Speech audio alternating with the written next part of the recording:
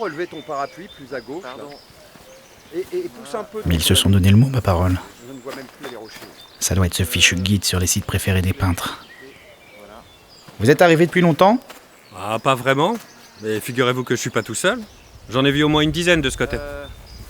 Pardon. Oui. J'étais là. Alors.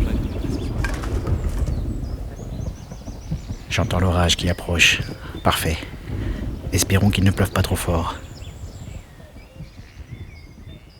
Narcís Diaz de la Peña est le fils de parents espagnols réfugiés en France.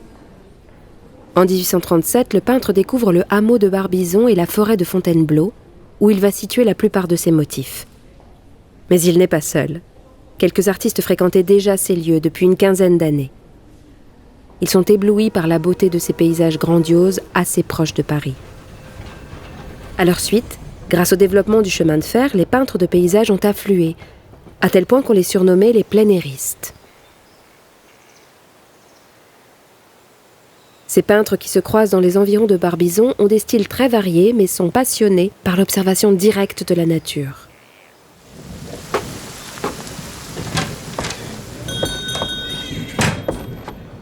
Hé, Narcisse, viens te sécher, tu es tout mouillé. Salut à toi, Rousseau. Je suis peut-être trempé, mais ça y est, je crois que je l'ai, ma nouvelle tartouillade. L'orage qui éclaire le sous-bois et illumine les arbres, c'est magnifique. Ça valait bien la peine. Je suis bien d'accord avec toi. Les arbres, y a rien de plus expressif. Et puis c'est tellement mieux qu'un modèle qui pose dans l'atelier.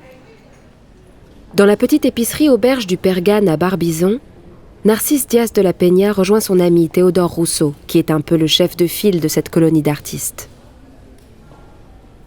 Enfant, Narcisse a été piqué par une vipère. On l'a amputé d'une jambe, ce qui ne l'a pas empêché d'arpenter la forêt de Fontainebleau et de s'affirmer comme un paysagiste très subtil.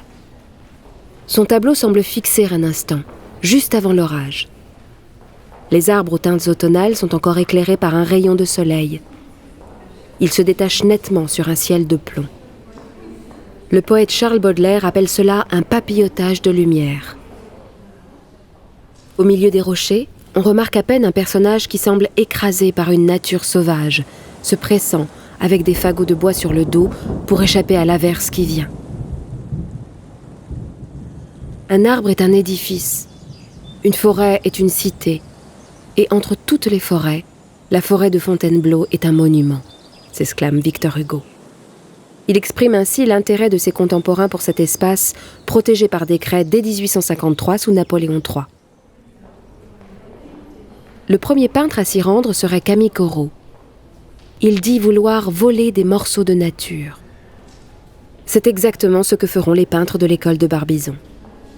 Le paysage ne sera plus le décor d'une action, mais le sujet même du tableau. Charles-François d'Aubigny attire l'attention du salon annuel de peinture avec sa moisson. On apprécie chez lui l'horizon ouvert, sous un ciel lumineux, l'utilisation des tons clairs et de couleurs pures. Son goût pour la simplification étonne. Certains critiques parlent même de la négligence de ses fonds. Jean-François Millet est issu d'une famille de paysans. Il rendra toute sa vie hommage au travail de la terre. Le matin, l'artiste sème et laboure. L'après-midi, il peint les gestes de la vie rurale ou le cycle des saisons, comme dans le printemps. Par leur intérêt pour des thèmes issus de la vie quotidienne et la peinture de paysages préparée en plein air, avec des effets de lumière subtils, les peintres de l'école de Barbizon inspirent les débuts de l'impressionnisme.